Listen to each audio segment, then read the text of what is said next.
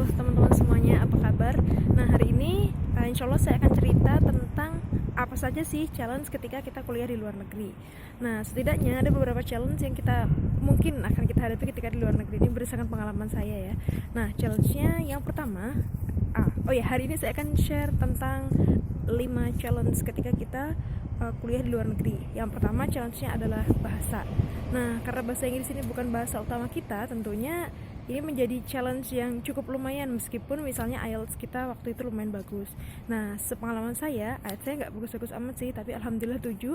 Cuman ketika pas awal-awal di sini memang kita harus penyesuaian dulu. Nah tapi lama-lama terbiasa juga.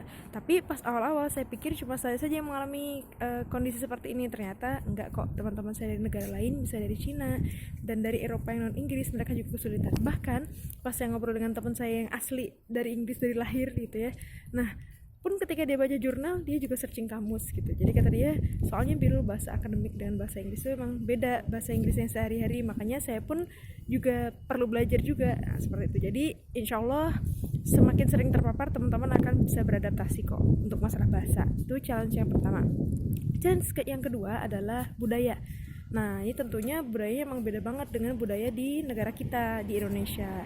Nah contohnya budayanya adalah tentang misalnya diskusi atau nggak kumpul-kumpul. Nah kumpul-kumpul dulu ya. Jadi misalnya kumpul-kumpul, kalau di Indonesia kan kita kayak kumpul-kumpul makan-makan atau gimana. Nah kalau di sini kumpul-kumpulnya itu biasanya endingnya ada minum wine atau apalah gitu. Karena di sini merupakan hal yang biasa untuk minum wine dan sebagainya, sehingga mungkin pas awal-awal teman-teman akan shock, tapi lama-lama ya udah teman-teman akan biasa untuk menolaknya dan sebagainya. Terus untuk bersikap gimana itu akan biasa. Nah kemudian mungkin challenge yang lain adalah selain itu tadi. Nah jadi kemarin itu pas exam week itu kan paling stressful week. Nah itu di perpus disediain free wine. Saya kan kaget, kok bisa seperti itu. Tapi ya itulah bedanya. Cuman ya nggak apa-apa, kalau kita emang prinsipnya nggak minum wine dan sebagainya, sampaikan saja. Insya Allah mereka sangat toleransi untuk hal ini. Nah kemudian yang berikutnya adalah tentang kurikulum. Nah ini mungkin yang paling membuat teman-teman harus beradaptasi banget. Jadi kalau di Indonesia biasanya kan kita itu cenderung dosen itu sebagai pengajar yang emang mengajarkan segala banyak hal. Nah kalau di sini dosen itu benar-benar sebagai fasilitator. Maksudnya gimana? Fasilitator di sini ya benar-benar mengajarkan yang perlu saja gitu, dan kalau kita nggak paham kita yang tanya, seperti itu. Jadi critical thinking dan sebagainya dari teman-teman tuh akan benar-benar diuji.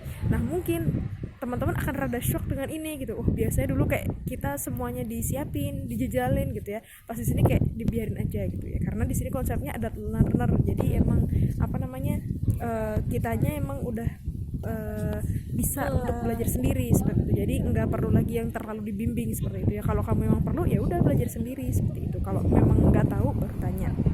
Nah kemudian yang berikutnya adalah tentang penugasannya. Jadi di akademik yang berkaitan dengan akademik tadi, selain itu adalah juga tentang penugasannya. Jadi penugasannya cenderung menulis. Nah kalau buat teman-teman yang pernah menulis karya tulis ilmiah, nah kurang lebih seperti karya tulis ilmiah. Cuman yang perlu mungkin diperhatikan itu adalah salah satunya tentang plagiarismenya. Jadi di sini tuh diceknya pakai namanya Turnitin. Nah itu dia itu plagiarisme detektornya itu sangat benar-benar detail dan spesifik banget teman-teman. Jadi kayak menurut kita misalnya kita udah ngambil dari satu jurnal tertentu, udah kita ambil sintetis isinya, kemudian udah kita paraphrase, kadang-kadang di Turnitin masih muncul itu sebagai bentuk plagiarisme. Jadi yang mungkin itu ya teman-teman guru belajar banget latihan paraphrase. Makanya kok di IELTS harus paraphrase. Nah itu emang berfungsi banget pas teman-teman di writing yang beneran. Nah kemudian yang kelima itu adalah tentang makanan. Nah kalau makanan sih teman-teman asal masak sendiri, beras banyak kok, insya Allah harganya murah.